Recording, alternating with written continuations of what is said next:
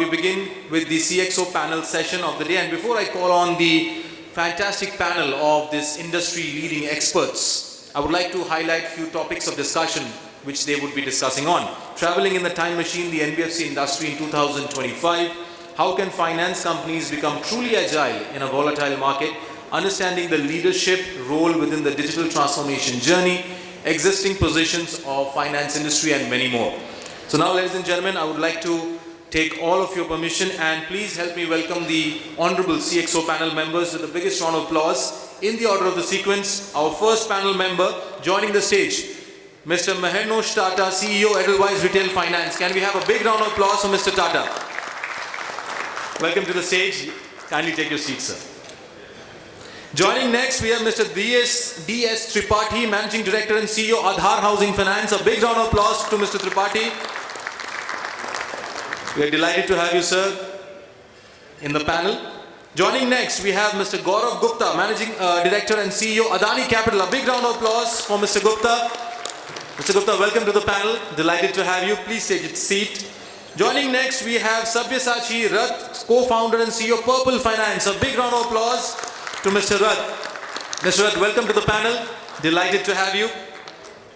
Joining next, we have Mr. Nikesh Gupta, COO, Aditya Birla Finance. A big round of applause for Nikesh. Nikesh, delighted to have you in the panel. Joining next, we have Mr. Umesh Revankar, Managing Director and VC, Shriram Transport Finance Company. A big round of applause for Mr. Umesh. Umesh, you welcome to the panel. And now, ladies and gentlemen, let me welcome the honorable moderator, Mr. Prashant Sudhakar Muddu, CEO, Jocata. Prashant, welcome to the panel. Delighted to have you. So Prashant, moderator and captain of the ship, and you've got a fantastic panel of champions here. And here's wishing the panel all the best. Thank you.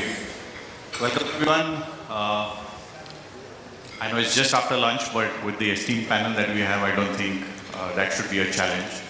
So it's really wonderful to have this opportunity to moderate, and I welcome everyone once again on behalf of Synnex and all the sponsors and everybody in the room. So a warm welcome to everybody. So we kick off in the interest of time.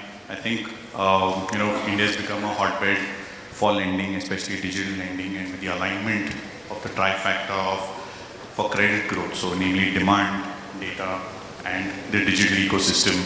There's a strong flow of investor capital, business intent, a large technology ecosystem that has evolved over the last couple of years, and including a regulatory push. So maybe we just start with a state of lending from an NBFC perspective, and Umesh, maybe we can start with you. And as the NBFC with the longest legacy in this group, 40 plus years, what are your thoughts on where we are, what has changed, and specifically in transport finance since your institution's inception? Yeah, thank you. Let me start with some bigger picture. The bank credit to GDP ratio, that's how each country's credit penetration is understood. For emerging countries, it is 130+%. For advanced countries, it's around 80%. And in India, it's around 56-58%. So we are neither with advanced country nor with emerging country. That means there's a huge gap. There's a huge credit gap. Now this gap, why it is there, is mainly because credit not being available. Because I feel that democratization of credit, in the sense, each person having a multiple choice of credit is not there in India. Many of them, there is a lack of choice and option and not access. Now the big data jam trinity has to some extent helped people to get registered or get into a information system data where people can now recognize or qualify or lend to them. But 1/3 of the Jan Dhan account is not operational. means they opened the account, after that there's no transaction. That is still India, there's no proper trade or proper information, proper cash, the transaction not being routed through bank account. And that is where I think the gap is. So it is not that this 1/3 of the population are not in business or they're not active. They are all active, but their businesses are mostly in unorganized, maybe in cash. Entire business model is cash in and cash out. Now, as a STFC, when I look at my customer, my first interaction where I felt the need of digital was around 10 years back. I had hired a vehicle in Chennai, and the driver of the vehicle, he is also owner of the vehicle, he had taken a loan from Shriram. So he was talking to me and he said, "Sir, I have kept my installment amount in dashboard. I am not able to pay in time. If I pay 2 days late, you charge me interest." I asked him, "Why are you keeping in a dashboard? Why don't you go to office or ask one of the colleagues?" Because we have large number of people. Shriram Transport and Shriram City and put together, we have 52,000 employees together now. So we have large number of employees. You can call one of them, and we have assigned one relationship executive. You can easily call him. "Sir, I am always on the run. I go this end to that end. I do not know where to call him." I told him, keep the cash at home. Why don't he will come and collect? He said, I have ladies at home. I don't want anyone to come to my home." See, this is the problem. That's around 10 years back. Then I started working on a digital solution to the person, to solve the problem. And we had a payment gateway much before demonetization. In fact, but number of people using it were very less. But post demonetization, it went up significantly. We also gave cash back for making people to embrace digital option of repayment. Now, the customer, most of our customers are still, if somebody is supplying the vegetable from Nashik to Mumbai, at the end of the trip he gets only cash. So the entire system is not fully not converted into a formal system. So there will be still a component of a cash. So you need people who do credit differently all the time. So what I feel is any company will move into a digital solution or embrace digital solution depending upon what customer wants. Today, for example, you are deposit taking NBFC. I have a blockchain solution for deposit. We are the first NBFC to give end-to-end solution to depositor, and his receipt is in blockchain. So depending upon the customer need, you change, you adopt, and you build business or you build technology. So I think every company, they have their own set of customer base. And the way you originate your customer, the way you process the loan, the way you service him, and that's how you look into or change the digital requirement. Today I have a goal. I have a goal for making every customer to come on the digital platform and do it himself, everything. So that is the goal we have. So one Shriram we are building, so he will get every service, A to Z, from loan to insurance to deposits or even trading, stock broking. We have that. So we are working on that. So I think every company will evolve depending upon what customer needs and section of customer needs. Thank you so much. Thank you for that insight and how you've been going through that journey of payment gateway to now even blockchain. Gaurav, I wanted your perspective on, since you've seen 2 years before the pandemic, 2 years now after the pandemic, and how do you think COVID-19 reset that game for someone like a newer player, relatively newer player like you? So, our first branch, we opened our first branch in October 2017. So in about 2.5 years, we had kind of set up about 60 odd branches, and we thought, the business is just now, we have a base, and we're about to kind of push the pedal, and suddenly, we saw COVID. For an event like this, I don't think anyone can prepare themselves.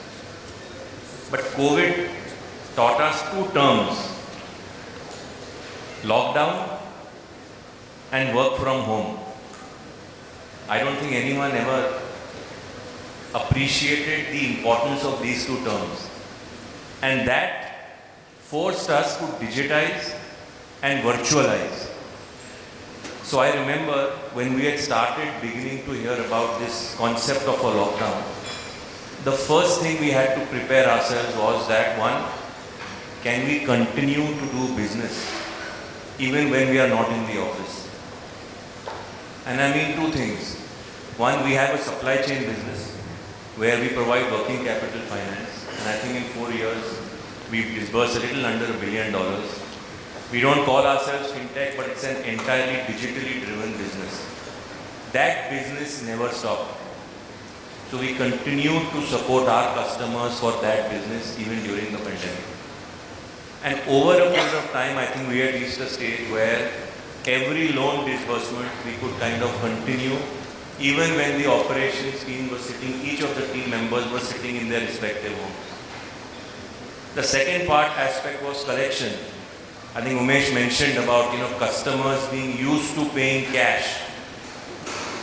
The question is, how do you collect cash? The first thing we had to do as an organization was, we had to digitize ourselves to be in a position to receive digital payments from multiple avenues. And then we had the challenge of educating our customer segment in rural India how to adopt digital payments. And to my surprise, I think the adoption we saw, even amongst the farmer, even amongst the transporter, was phenomenal. We've reached a stage today where 75% plus of our payments are digitized payments. Finally, what I would say is, I think in all of this, it made everyone more productive and efficient. Us as companies, equally I think the realization amongst the borrowers that how can I use my time better, how can I adopt digital means better. Wonderful, thank you so much. Nikesh, if you would like to talk about data privacy consent given the digital ecosystem that is emerging and how you see Aditya Birla dealing with some of that. Hi, good afternoon everybody. I think this is a very most pertinent question for all of us, whether we are NBFC or for any bank. And I think what is happening, the way the global economy is getting integrated and consolidated. So regulators are also learning, right? So if some event has happened in Korea, Italy or in UK, it has a major impact in India as well. Let me give you an example. So most of you would have gone through the latest circulars on digitization and for NBFCs, digital business, partner business in the last 1 month. And even on the 12th November last year, it has basically, if you go through it, the regulator is preparing NBFCs as banks. So they want, and they have been learning, right? There are certain NBFCs were there, strong, big, and unfortunately they are not there because of certain reasons. So regulator is helping us. They are going on the path, but they are talking to global regulators. So previously, my previous job was in City. I was a global trade ops head, and I used to talk to almost 70 regulators, and which was whole Europe, Middle East, Asia, Africa, Fed, and and I was chairing some large media board meetings as well. But the only thing was coming, how we can safeguard our data, how we can talk about cyber security, and all regulators are sharing best practices. So I don't know how many are aware. There was some event happened in Bangladesh. Actually, Bangladesh Central Bank would have lost all the money. And same thing was tried in one or two private banks also, public sector banks. But the only thing will save how we protect data, how we be mindful of our data, and how we can ensure data is used properly. And data is, someone has said, it's not my statement, that data is gold, but data is real gold mine, but we should know how to use the data. And data privacy, cyber security, data integrity are all important. And digitization is the way of life. And someone has said 25 years back that, you know, all banks need to think like a technology company with a banking license. And same true for the NBFC as well. So that is what I think about it. Thank you so much. Mehernosh, I just want to talk to you as, you know, in these newer co-lending strategies, you built a wonderful strategy at Edelweiss. Have regulations played a favorable role? What is the approach that you're taking with now the digital ecosystem to help support co-lending, and how are you going about it? Yeah, I think the regulation has definitely played a favorable role. So absolutely, in one word.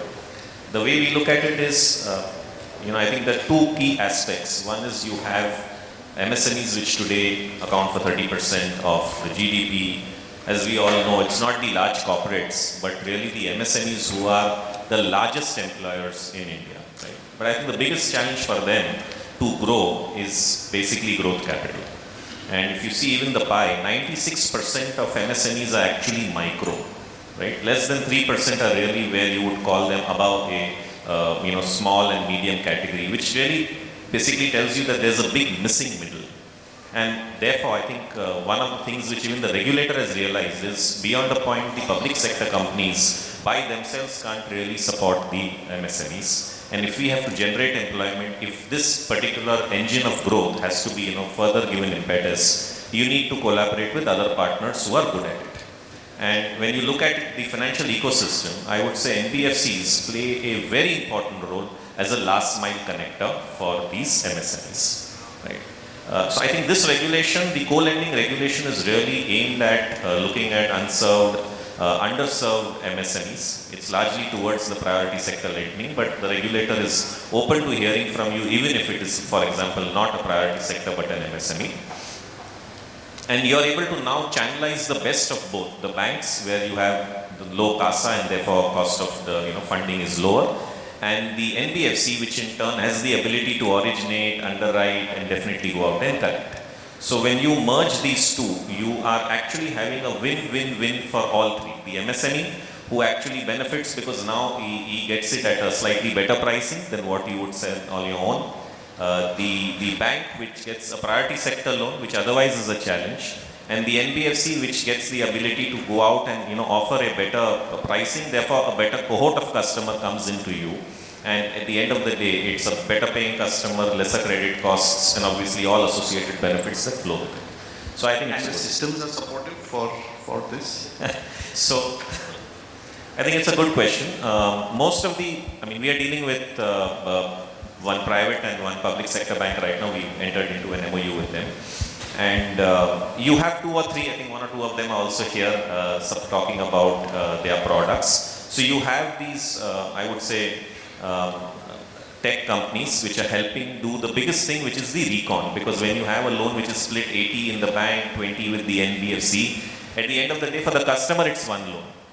And I think now we have more than 2 or 3 players who are actually offering their services to do the recon, ensure the whole thing goes through from an API in an automated manner. So I think the place is evolving, and we can clearly see that in the next 6 to 12 months, even from a technology point of view, you will have it far more smoother than what it is today. Thanks. Thanks. That's really great to hear. Tripathi ji, we just wanted to, if you could speak about the state of the housing finance industry, especially with the market settling down a bit during the COVID period, and how do you see that impact and what we're seeing today? I think we all know that housing finance demand in the country is not for a few years, it's for decades. And of the entire housing finance demand shortage which the country has, 96% comes out of the low income, economically weaker and low income segment, and ticket size of maximum of 35 lakhs rupees in that segment. If you take any data, ticket size to 15 lakhs, 22% housing loan as on date AUM is there. And if you take up to 35 lakhs, total 60%. So beyond 35 lakhs is only 40% as per value and 10% as per volume. The 90% requirement goes to the segment up to 35 lakh rupees, of which 47% alone goes to below 15 lakh rupees. These segment of customers we all used to talk before pandemic, they are not techno savvy, they don't have a smartphone, they will be always to be contacted. And honestly speaking, most of the housing finance company, except having technology, they never thought of digitalization, they never thought of using various tools available now. And one thing, how the demand has panned out during pandemic, because of the hybrid working, the larger houses, so the demand in the tier 3, tier 4 cities has now expanded a lot. It used to be 32% in tier 3, tier 4 till 2019. Now it is 36% in 2022. That clearly shows the people have the thought of having the bigger houses in tier 3, tier 4 cities, and 40-50 kilometer commutation is required to the district place, they can do it. So that is one change which has happened. Now coming to technology and digitalization, when pandemic came, as Gaurav mentioned and my other friends mentioned, the cash collection was the main issue. Because suddenly even the lockdown was imposed, the banking efficiency came down from 90% to around 60-70%. So at that point in time, we realized that we should have to multiple methods which are available for the remittance on the customer's house to the directly banking system. And we tied up quickly with the various banks, various payment systems. We tried to educate to the customers. So from 0%, today almost 20% customers are paying their EMI who are paying otherwise in cash through the various payment channel methods. But that is the evolution which has taken place in a very smart way. Coming to the processes, since the lockdown was there, employees were not supposed to come. So most of the employees, they were given laptop and they start doing the processing of proposals and everything from their home. And the business shortfall, excepting for the lockdown period, was not much. If it's in housing finance, property visits, certain physical visits are required. So as Umesh mentioned and Gaurav mentioned, the customers are also now thinking of, not thinking, they are actually acting, go to a vegetable vendor, he also accepts money through the Paytm and other channels. So now what we could not change in 10 years before the pandemic, we have changed, I think, 2 times during last 2 and 3 years' time. That has been the impact of the pandemic. And when we were talking, my customer does not have a technology savvy, he does not have a smartphone. I think that was a myth. It is fast changing. By 2025, we will see in next 2-3 years' time, all these customers will deal more smartly through digitalization and other things than the company will think. That's why company have to change themselves to various modes. And that's why, as my all friends mentioned, the loan demand, which is going to be multiple times in next few years, is going to met. It is not going to met by the physical presence. It is going to be met digital, but of course physical will continue. That's what I think. Thank you, sir. Thank you so much. SABYASACHI, and congratulations on the launch of your NBFC Purple Finance, and given your very laser focused segment that you wanted to start with, and so if you could talk through what your ideas are on the state of lending to specific market segments or tiers of tier 2, tier 3, tier 4, like sir was mentioning, and your thoughts. Thanks, Prashant. Yeah, in fact, we are absolutely a new kid on the block. So we just inaugurated our first 2 branches. We will be doing micro lab, 4 to 10 lakh segment. So Tripathi ji, like what he said, I think the tier 2 and tier 3 cities are much bigger or the much better potential than a tier 1, tier 2. So if you remember before COVID, we talked about urbanization, where people moved from villages to cities. I think now there is a discussion about reverse migration, where people are moving back from cities back to their villages, and especially COVID has accelerated that. Primarily because the lifestyle is very difficult in cities. It's a lot of pollution, Even the living standards are pretty high in the cities. So people have moved back. So in fact, Tripathi was talking about that report. So if you see the recent report by SBI, it actually talks that in 2019, the tier 3 and tier 4 cities had a 32% increase in the home loan demand, which is increased to 36% in 2022. In fact, you will also find that there is the recent JLL report which says that there are 45 cities which are in the tier 2 and tier 3 cities. Their housing loan demand has gone up by almost 19% as against 12% for the national average. So it's very, very clear that the tier 3, tier 4 cities are the places where the demand is going to increase, and they will increase manyfold. It is now a, I think, seamless, borderless world where you can go and deliver your credit or you can deliver your service to the customer, because India currently has 600 million people who use smartphone, almost 650 million people who use internet. So you go to any corner of the world or any corner of the country, you'll actually find people using smartphone.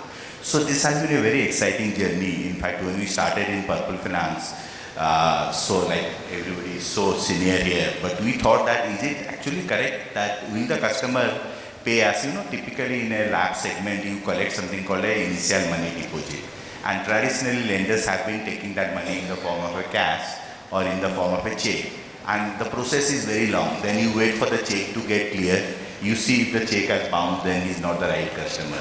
So we thought that in Purple Finance, should we look at having a Paytm link for collecting that IMD? It's a small money, anywhere between 2,000 to 3,000 rupees, whether you'll be able to get that money. And to my surprise, which is not seen in my earlier, I've been into banking for 25 years, the customers were absolutely ready to pay that on a Paytm. And if they do not have any of the wallet, either a Paytm or a Google Pay or any wallet, they are actually asking our relationship manager that please get a wallet done on my mobile phone. So that is one more training we are giving to our relationship manager. So the life has moved. I think the way we are doing business earlier is completely changed the way we are doing business. And yes, the tier 2, tier 3 cities are the places to be. Yeah. Thank you so much, and good luck with the launch and your growth. So I think over the last 2 days we've realized that obviously digital is the mantra, technology, a lot of the digital journeys are going to get powered by technology. But given that we have such an eminent panel, I wanted to, while we know the way forward or we have an idea of the way forward, I wanted to talk through what are some of the challenges that you all face as the chief executives of the NBFCs that you all run, and largely in 3 buckets. So what is the challenge, let's say, from a migration from a legacy system? What challenges do that pose? I wanted to talk about challenges of adopting to the changing customer behavior that we are seeing in the market. And I think the most important part is reimagining the process, given the attrition rates, given the churn that we see even within our own institutions, both on the tech and on the process side. How do we manage those? So, Umesh, maybe we can start with challenges from a legacy system, and then Nikesh, if you could comment on that as well after that, and then we move on. So, migration from legacy systems. Yeah. Let us understand that India's demography is still young. So there will be many young people who will be coming into credit much earlier than maybe the earlier generation. The earlier generation would have come to a credit maybe after some time, being in some family business or employment. But the younger generation would be coming into business much earlier. So there may not be credit history in the new terminology, it's called new to credit, NTC. So now that's one challenge. And the second challenge what I see is lack of maturity in data. Indian data is fresh. Whether it will take credit score or any variables, whether it will help inclusion or exclusion, that is where we need to be careful. I feel the way today we are operating, it is trying to exclude people. So more and more people will be ineligible the way we are looking at. So I think these are the two big challenges. So as a company which have 4 decades being in this business, we have certain skill sets built to assess the individuals and businesses. That's by experience, and the skill set helps us to do that. We don't want to lose these skill sets to a digital platform or total digital. So I think for a company like us, a omni-channel is the best suited, where customer can walk into any kind of platform. He can come through reference, he can come through the direct introduction into the brand, or he can come into a digital platform. And he should be able to shift from one platform to another platform very conveniently, comfortably, depending upon the situation in which he is in. Because the economic cycles are changing very fast. It is not the same like in the past. Every 10 years you have one cycle. But today, apart from COVID, you also have economic cycles, or globalization also is impacting us. Like now, the crude oil price increase or inflation, that is because of something happening elsewhere. So these things, having considered, we should have the flexibility in building or managing the business, especially for us who have past experience, and also we are reasonably able to assess the potential and future business models with our experience and knowledge of people. So I think it will be omni-channel, but that is most important for us. Nikesh, thoughts on? I think legacy system, I think I must have changed legacy system to a new system, at least in 3 large organizations. I think legacy system, I will use 2 terminologies and you will get a perspective. 5 years back, everybody was talking about processes. We want to change the processes. Now people are talking about the journeys. Okay, there is a huge difference. Process, standalone thing, journey, standalone, right? Everybody, you walk down to this, any company will say, I will improve your journey, digitization of journey. 5 years back, people were talking about process, right? So redundant process or, stagnant process, fixed process to the agile, and things are changing very fast, Like whether for NBFC or bank, like Umesh said, we want to deal customers to walk across the channel, right? Whether it can come through WhatsApp, IVR, through different channels. So it should have the ability and capability to cater to them. I can tell you should feel proud. Our IMPS system or payment system is the best in the world. It's the best in the world. So in 7 seconds you can try one money from one account, you can go to another account.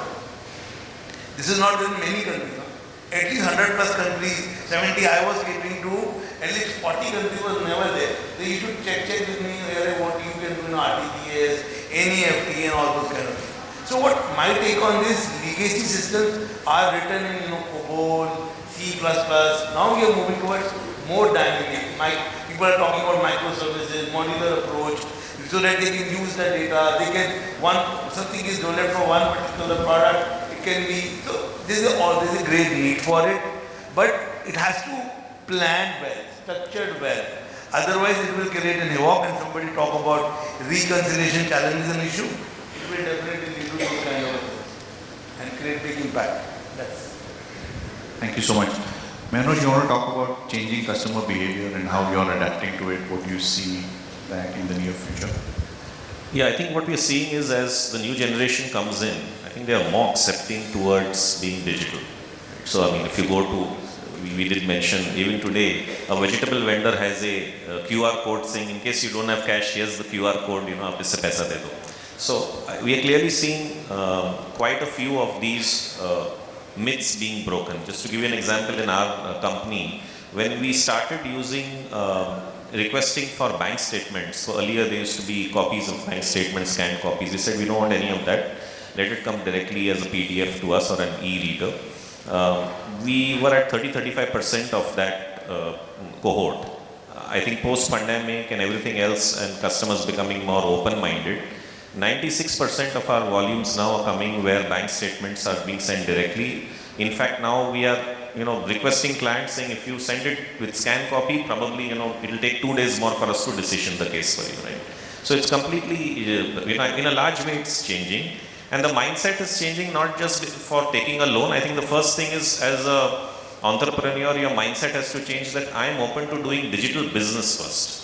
So when the shops were shut, when you were waiting for your receivable to come, earlier, you had cash, people would go and collect cash or collect checks. But then you started as an entrepreneur accepting RTGS, NEFT, those things. And increasingly, I think we are also having a lot of ecosystems today. You have tech companies which are helping you, digitize your Khata book and all of these other things, right? So a lot of this is also helping these micro and small enterprises to be open towards change. So I would only say that I can clearly see very strong openness. Our own customer surveys we've done about a year back where we had spoken, this was just after the pandemic, and we said let's just get a sense of how the customers are looking at it.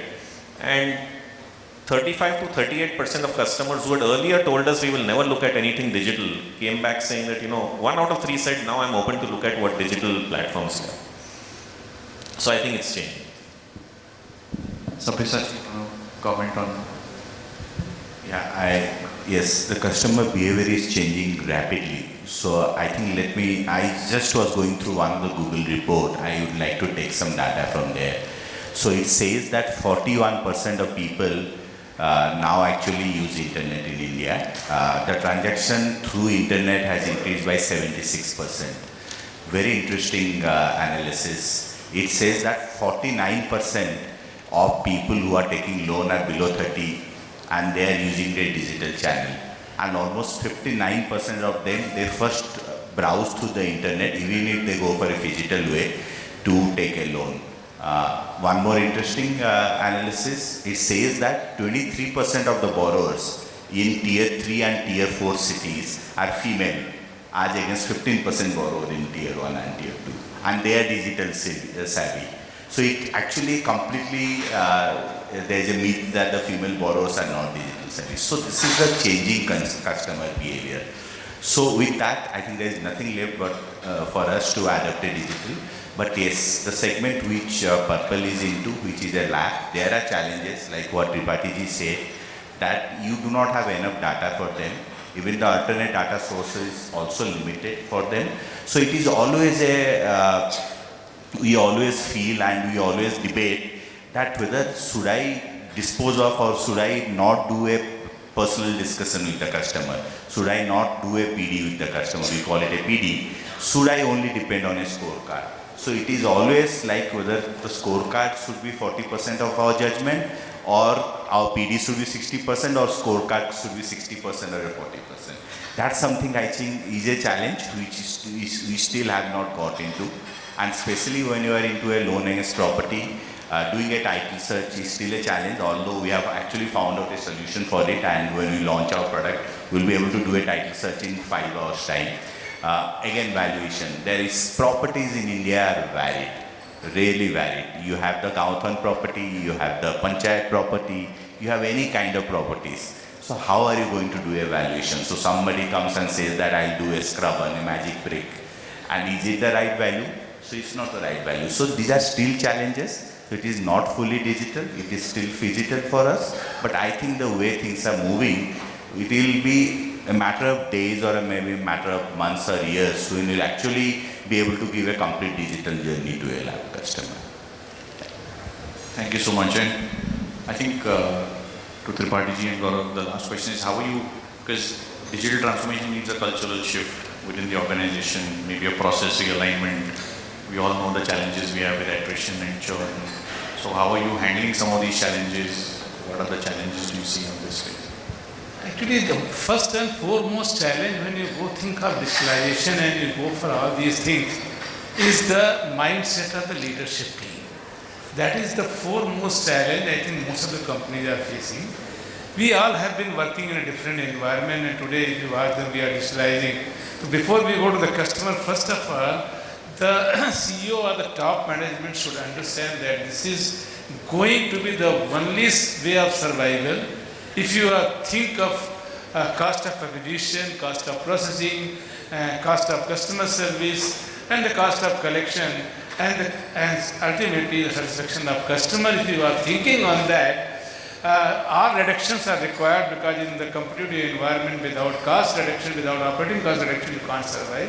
The first leadership team has to change its mind, and once that mind is changed, leadership team will communicate very well to the field team, and that communication when takes place, the moment field start having the comfort of digitalization, they will adopt.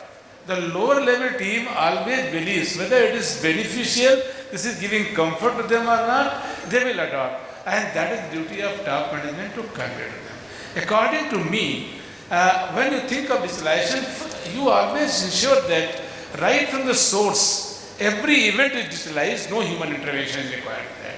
If you are having human intervention, you are halfway only. Second thing comes, you have to decide that intelligence system has to be made at machine learning, AI, analytics, because that is only going to give you complete benefit of the digitalization. So these are very important. And third is transformation, how you will have to ensure whether you are going to digitalize support functions or you want to core. If you are digitalizing support function only, you are doing automation. Unless you digitalize core functions, you are not doing transformation. So therefore, it is up to your organization culture and understanding. You have to decide whether you have to go for both or you have to go for one. That is your thing. And change of organization culture is the key thing which is important. And digitalization always brings a lot of challenges, which all of you have mentioned. Data security is one of the foremost challenges. Every time I am getting a call every day, my photograph, my chief operating officer photograph, the fake fraudulent people, they will send to the customer, you pay your EMI on this account, you pay your login fee on this amount.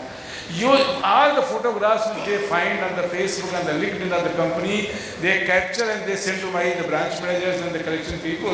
They have to believe, my customers are sending to this. So I think you have to, first of all, when you think of digitalization, you see the other party is more smarter than you. And if you are not going to communicate customer that unless you get an app from the company or unless you get a message from company, don't pay the amount. These frauds are prevalent in the low income segment. Not only low income, people like me and us, there are also sometimes fraudulently done with that. So that is second. The second, risk framework should also be aligned from the earlier framework to digital framework. So all these things, according to me, we have to imagine, and we have to definitely adopt it, otherwise there is no way out.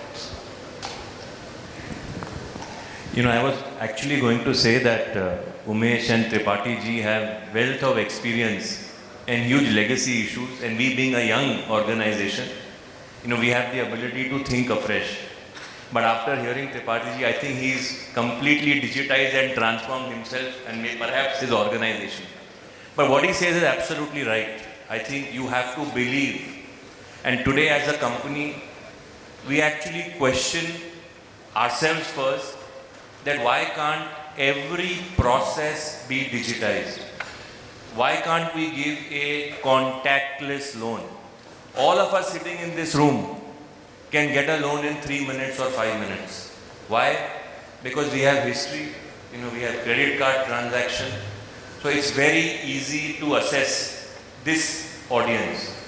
But how do you assess that segment who we cater to, a thin file customer?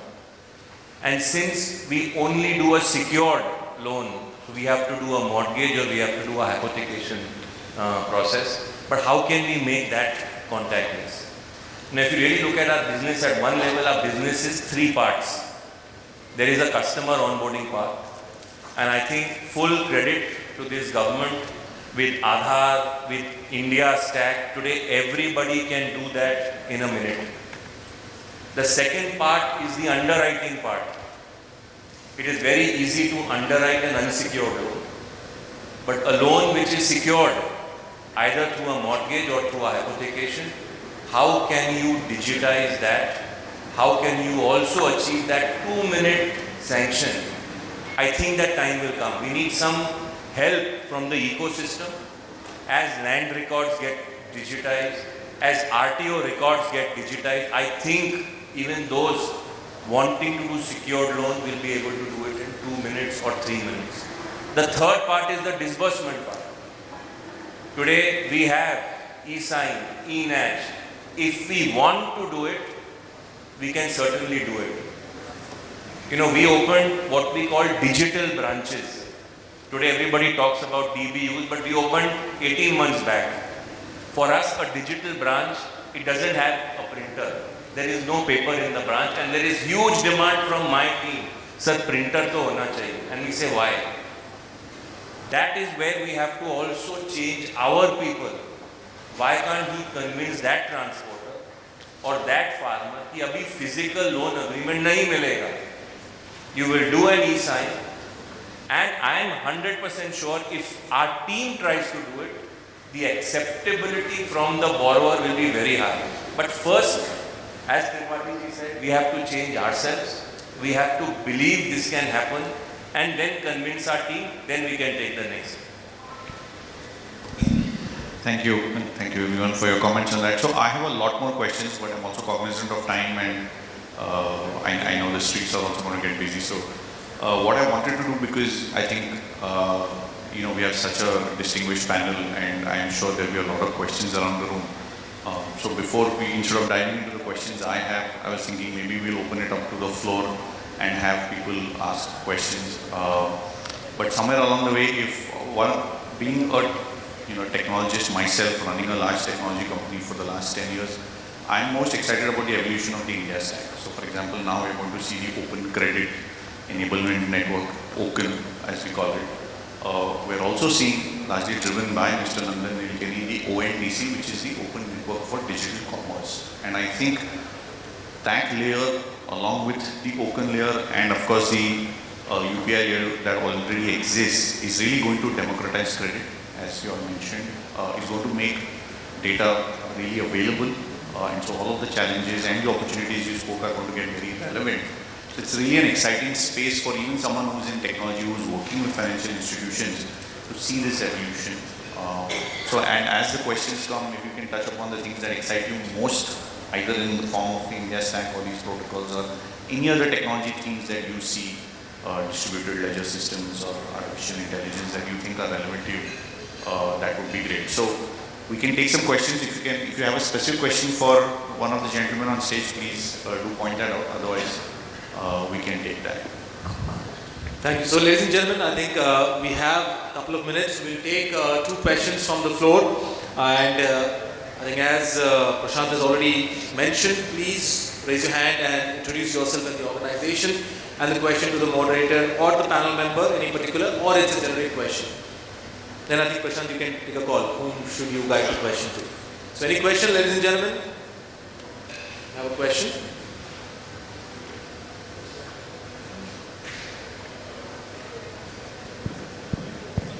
Hello. Hi everyone.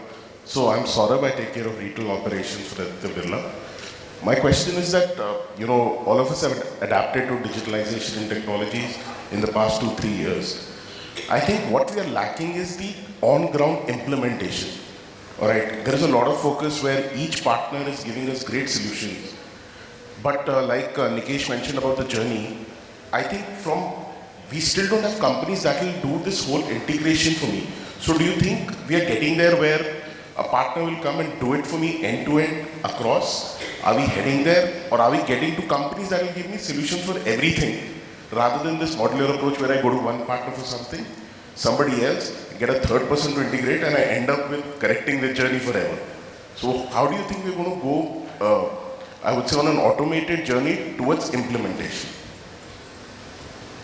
So I can briefly answer that, and then I'll have someone from the panel also speak. Being a technology partner, so we do that in both models. So for one of the largest public sector banks, we are a single point of integration across all our partners. So we work with all of the partners, whether it's a bank statement, whether it's GST data, whether it's mobile data, scrubbing, weather rates, so all of it, mapping data, Google APIs, Map by India. So we bring all of that information, we integrate it into the flows and the systems behind, and we run that entire platform and that gamut for them. So that way it's easier to work with, and it's not, it's his problem, talk to him, it's their problem, talk to them. And so this, because otherwise scaling can sometimes be a challenge, as you pointed out. So I think we are in that space. I think there are a lot of system integrators that are quickly learning and looking at how to deliver this at scale. So I think that is definitely already available today. In stitching it up entirely from the digital journeys to integration with marketing tech to bring it into the LOS and different types of LOS and the scorecards and the data normalization across different partners. So I think that's already available and many players are doing it in the market. But I think that is the approach that will be taken and the industry largely is taking. As far as I see it, with at least the larger players, we definitely see that. Anyone else? Having built the business ground up, the issue is a developer will always develop if you tell him what needs to be developed. The problem is business is not, to your question, business is never able to correctly visualize 0 to 100. That is the main issue. So business is able to visualize only 0 to 30, and only then that 30 gets developed. And then we realize, oh, maybe 30 to 50 needs to be developed. Then we try and get another solution. So which is why you have organizations who have 30 different applications running or 70 different applications running. So the crux is business should be able to visualize clearly. Of course, you'll never get 100% accuracy. But if business can do it, development to ho hi jayega. Thank you so much, panel members. Just add to what Gaurav has said. I think only last year we have gone from end-to-end complete technology transformation. But I can answer your question by seeing the problem on the ground. Earlier, the couple of things were having human intervention, though in complete company was on technology only, but when we went to end-to-end technology where human intervention is there, but they cannot do anything through through separate attachment. It has to go through system only. So as he is mentioning, though my people, they were visualizing all scenarios when development took place, but still when the execution comes, something you feel that we have messed out. And that problem always comes. 2 months have been a nightmare for us after implementation, but after that, gradually it gets stabilized, but we ensure that the service provider, their 10-20 people should remain in the head office to ensure that business has to go on. So it is just like the operation of heart of a living person. You want to have business to be done and you want to see that system should work seamlessly. Both things are generally not possible. It takes its own time. And that patience the organization should have, and lower level people need to be properly guided for that. Thank you so much, panel members. We can take one final quick question for the CXO panel.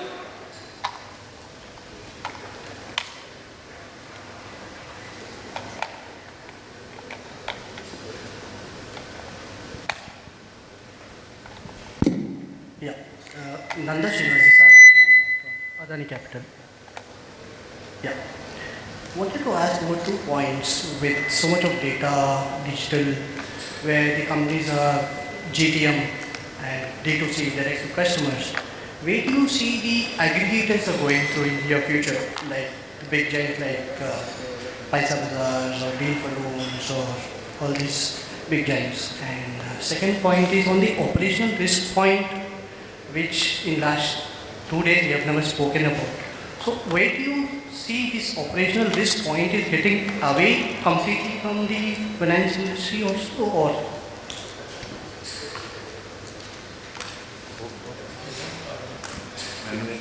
See, I think on the aggregator side, the ecosystem is so large that whether it is Pesabazar or whoever else you are naming, I think there will be enough and more. So think of it as multiple channels through which you can source, right? And tomorrow there could be, many other bazaars which would come in.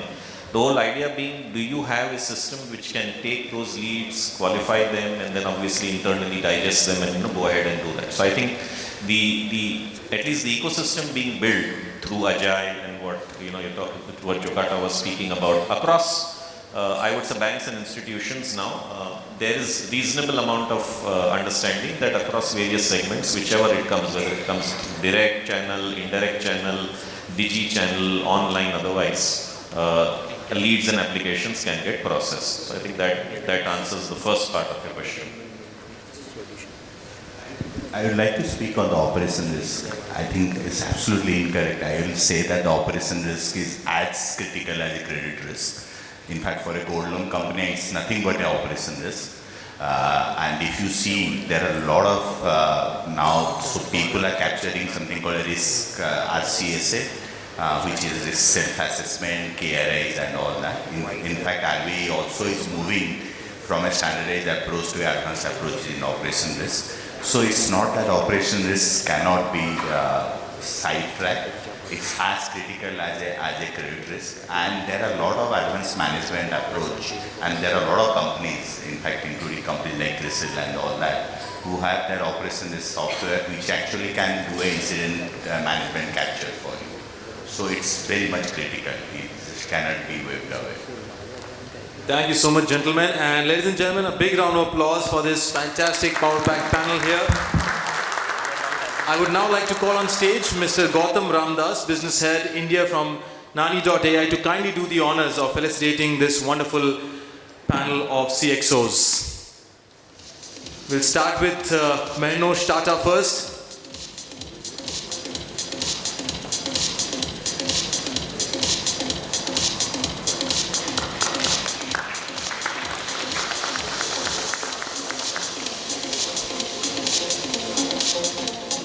Mr. D.S. Tripathi.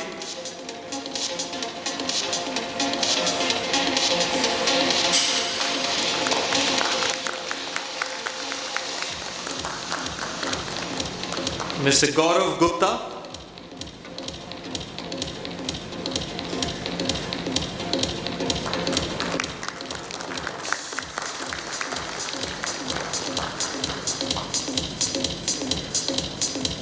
Mr. SABYASACHI RATH.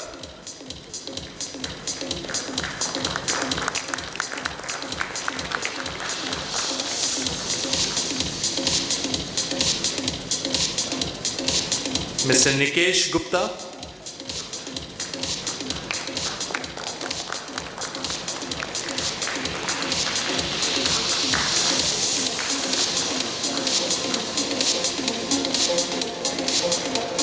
Mr. Umesh Revankar.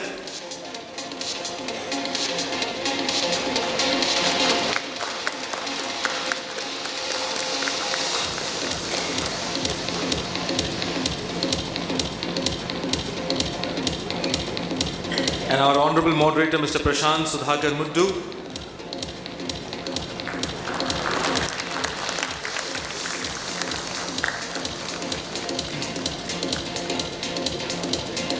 Gentlemen, I would request all of you to kindly come together for a group photograph, and Gautam, if you could join them as well.